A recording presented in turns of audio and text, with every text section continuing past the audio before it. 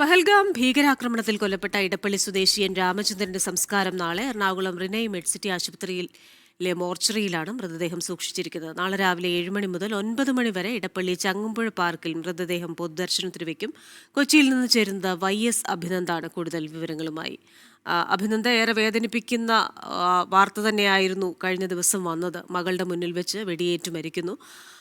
ഒടുവിൽ നാടൊന്നാകെ കഴിഞ്ഞ ദിവസം വിമാനത്താവളത്തിലെത്തുന്നു, ആ മൃതദേഹം ഏറ്റുവാങ്ങുന്നു. ഇപ്പോൾ റിനൈ മെഡ്സിറ്റി ആശുപത്രിയിലെ മോർച്ചറിയിലാണ് മൃതദേഹം സൂക്ഷിച്ചിരിക്കുന്നതെന്ന് മനസ്സിലാക്കുന്നു. നാളെയാണ് സംസ്കാരം. ഈ പൊതുദർശനത്തിനുള്ള ക്രമീകരണങ്ങൾ ഏത് രീതിയിലാണ് നടത്തിയിരിക്കുന്നത്?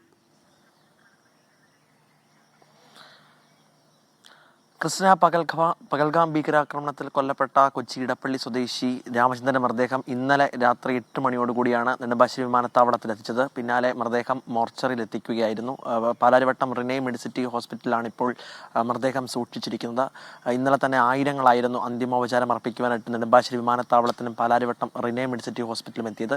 രാമചന്ദ്രനെ സംബന്ധിച്ചിടത്തോളം ഒരു എല്ലാവരുമായിട്ടും വലിയ ആത്മബന്ധം കാത്തു സൂക്ഷിക്കുന്ന ഒരാൾ കൂടിയായിരുന്നു. എല്ലാവരോടും യാത്ര പറഞ്ഞിട്ടാണ് കഴിഞ്ഞ തിങ്കളാഴ്ച പാലാരിവട്ടത്തെ ഈ വീട്ടിൽ നിന്നും മാമംഗലത്തെ ഈ മോഡേൺ ബ്രിഡിന് സമീപത്തെ മങ്ങാട്ട് നീരാഞ്ജനത്തിൽ നിന്നും കശ്മീരിലേക്ക് പോകുന്ന വിഷു ആഘോഷിക്കാനെത്തിയതായിരുന്നു മകൾ. വിഷു ആഘോഷിക്കാനെത്തിയ മകളുടെയും പേരക്കുട്ടികൾക്കുമൊപ്പം ആദ്യം ഹൈദരാബാദിൽ പോകുന്നു. ഹൈദരാബാദിലെ ബന്ധു വീട്ടിൽ സന്ദർശിച്ച ശേഷമാണ് കശ്മീരിന്റെ സൗന്ദര്യം ആസ്വദിക്കാൻ കുടുംബവുമൊത്ത് രാമചന്ദ്രൻ പോകുന്നത്. അവിടെ വെച്ചാണ് ഈ സൗന്ദര്യം ആസ്വദിച്ചിരിക്കുന്ന ഈ വേളയിലാണ് ഇത്തരത്തിലേക്ക് ഭീകരാക്രമണത്തിൽ കൊല്ലപ്പെടുന്ന സാഹചര്യം ഉണ്ടായത്.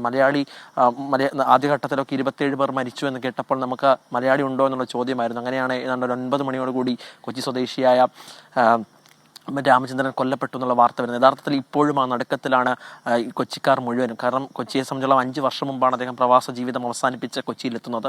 അതിനുശേഷം പലതരത്തിലുള്ള പൊതുപ്രവർത്തനത്തിൽ, രാഷ്ട്രീയ പ്രവർത്തനത്തിലൊക്കെ ഒരു സജീവ സാന്നിധ്യമായിരുന്നു.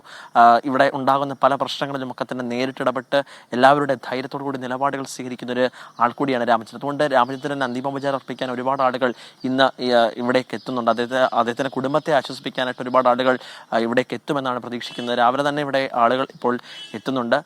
കുടുംബം സുരക്ഷിതമായി തന്നെ കാശ്മീരിലുണ്ടായിരുന്നു. അങ്ങനെ അവർ ഇന്നലെ ഇവിടെ കുടുംബം തിരിച്ച് എത്തുന്ന സാഹചര്യമുണ്ട്. ഇപ്പോഴും ഭാര്യ അറിഞ്ഞിട്ടില്ല. ഭാര്യയോട് ഇക്കാര്യം നേരത്തെ അറിയിച്ചതിന് ശേഷം ഇപ്പോൾ വലിയ വിഷമത്തിലാണെന്നാണ് നമ്മൾ മനസ്സിലാക്കുന്നത്. അത്തരത്തിലേക്ക് കുടുംബവും നാടും ഒന്നാകെ വലിയ സങ്കടത്തിലാക്കിക്കൊണ്ട് സങ്കടക്കടലാക്കിക്കൊണ്ടുള്ള കാര്യമാണ്.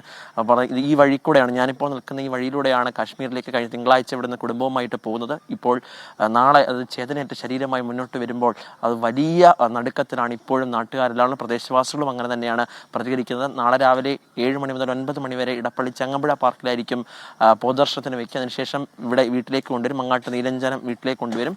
പിന്നീട് ഏതാണ്ട് 3:30 ഇടപ്പള്ളി ശ്മശാനത്തിൽ സംസ്കരിക്കുക. ഇന്നലെ തന്നെ ഒരു രാഷ്ട്രീയ രംഗത്ത് തന്നെ വലിയൊരു നിര തന്നെ ഉണ്ടായിരുന്നു.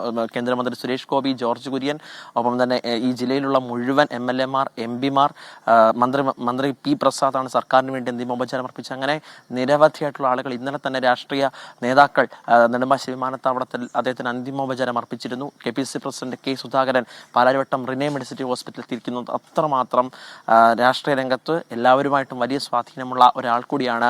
അത്രമേൽ യാത്രകളെ വല്ലാണ്ട് സ്നേഹിക്കുന്ന ഒരാൾ കൂടിയാണ്. യാത്രകളെ ഒരുപാട് ഇഷ്ടപ്പെടുന്ന ആളാണ്. അതുകൊണ്ട് കാശ്മീരിലേക്ക് യാത്ര പോകുന്നതിന് മുൻപ് ഇവിടുത്തെ അയൽവാസികളുമായിട്ടും അദ്ദേഹത്തിന്റെ കൂടെ രാഷ്ട്രീയ രംഗത്ത് പ്രവർത്തിക്കുന്ന ആളുകളുമായിട്ടും ഒക്കെ സംസാരിച്ചതിന് ശേഷമാണ് കാശ്മീരിലേക്ക് പോകുന്നത്. അപ്പം അത്തരത്തിലേക്ക് അവിടെ എത്തിയിട്ട് ചൊവ്വാഴ്ച അവിടെ എത്തിയതിനു ശേഷവും പലരുമായി ഫോണിൽ വിളിക്കുകയും സംസാരിക്കുകയും ഒക്കെ ചെയ്തിരുന്ന ആളാണ്. ഇത്തരത്തിലേക്ക് ഈ ഭീകരാക്രമണത്തിൽ കൊല്ലപ്പെട്ട തിരിച്ചെത്തുന്നു പറയുമ്പോൾ അത് വലിയ നഷ്ടമാണ് ഇടപ്പള്ളിക്കാർക്കിടയിൽ, കൊച്ചിക്കാർക്കിടയിൽ, അദ്ദേഹത്തിനെ സ്നേഹിക്കുന്നവർക്കിടയിൽ, ബന്ധുക്കൾക്കിടയിലൊക്കെ ഉണ്ടാക്കിയിരിക്കുന്നത്. കൃഷ്ണ, എന്തായാലും നാളെ 3:30 ഇടപ്പള്ളി ശ്മശാനത്തിൽ അദ്ദേഹത്തിന്റെ സംസ്കാരം നടക്കുക.